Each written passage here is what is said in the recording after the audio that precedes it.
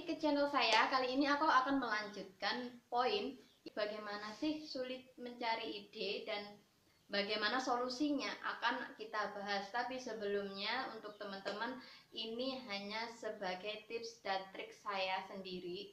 Jadi ini bukan sebuah teori pasti. Jadi ini hanya pengalaman saya sebagai dalam menulis.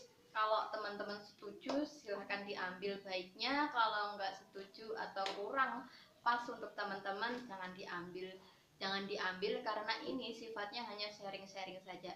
Oke, langsung lanjut. Nah, untuk teman-teman yang kesulitan dalam mencari ide tulisan, teman-teman bisa melakukan beberapa hal yang sebenarnya teman-teman tuh bisa melakukannya. Salah satunya adalah dengan cara merenung. Itu udah pasti merenung, tapi jangan merenungkan mantan pacar ya guys, nanti gagal move on. Kemudian di merenung ini teman-teman bisa merenung apa aja. Mungkin teman-teman bisa mencari tempat yang nyaman, atau teman-teman juga bisa mengambil lokasi yang teman-teman merasa nyaman untuk eksplorasi pemikiran atau brainstorming di situ guys. Itu yang pertama yang teman-teman harus lakukan. Cara menentukan ide yang kedua, teman-teman juga bisa mengakalinya dengan membuat mapping map. Ada yang tahu bagaimana membuat mapping map? Mapping map itu nanti bisa seperti di contoh sini. Kalau saya bisa ngasih video ngeditnya ya, nanti akan saya kasih contoh mapping mapnya.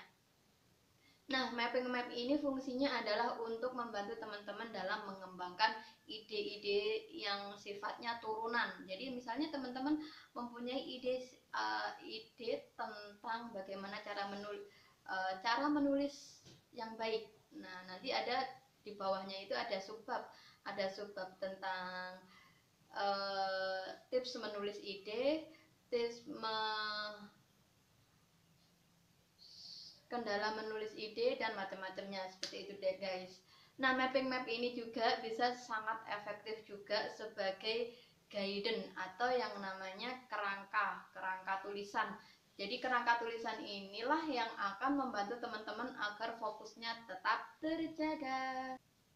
Tips menentukan ide yang ketiga adalah catat ide yang teman-teman udah temukan. Jadi misalnya nih teman-teman masih bingung, apa ya ideku, kemana ya, di mana ya gitu ya, teman-teman bisa mencatat semua apa yang teman-teman cari.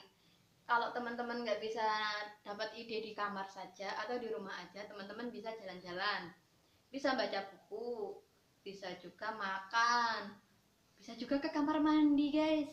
Kamar mandi kalau sedang ini biasanya langsung teling gitu, jadi bisa langsung ditulis dimanapun dan kapanpun. Teman-teman bisa membuat list tulisan judul-judul apa aja itu yang akan teman-teman kumpulkan. Tips keempat, cara menentukan ide, membuka panca indera guys. Membuka panca indera, mata, hidung, mulut, telinga, dan tangan.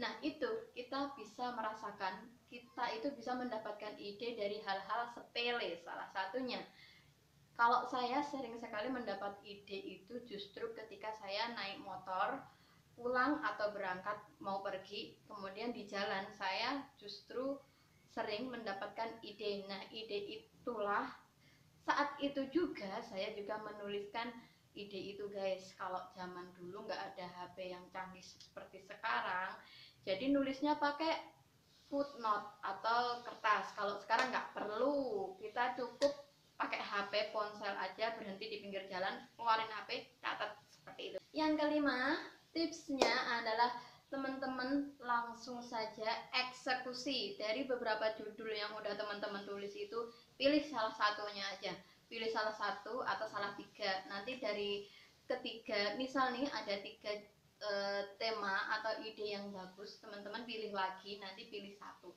Jika tiga-tiganya bagus, ini bisa dijadikan 3 tulisan, seperti itu.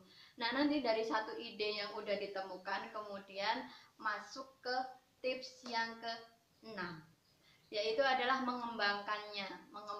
Teman-teman bisa melakukan analisis itu sendiri guys. Jadi teman-teman bisa melakukan analisis sebaik apa ya, sedetil-detilnya dan sepanjang-panjangnya Kemudian jika teman-teman mengalami kendala dalam hal mengingat, memorinya terbatas kayak saya, teman-teman bisa menulis poin-poinnya, analisis poinnya itu apa aja, kemudian nanti tinggal kita tulis kembangkan dalam sebuah tulisan.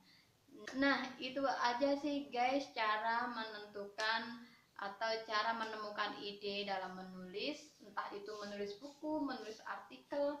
Teman-teman bisa mengambil mempraktekkannya.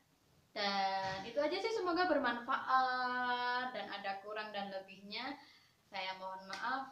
Kalau baik diambil, kalau nggak bermanfaat buang. Dan jangan lupa untuk like, comment, share, dan subscribe-nya. Bye bye.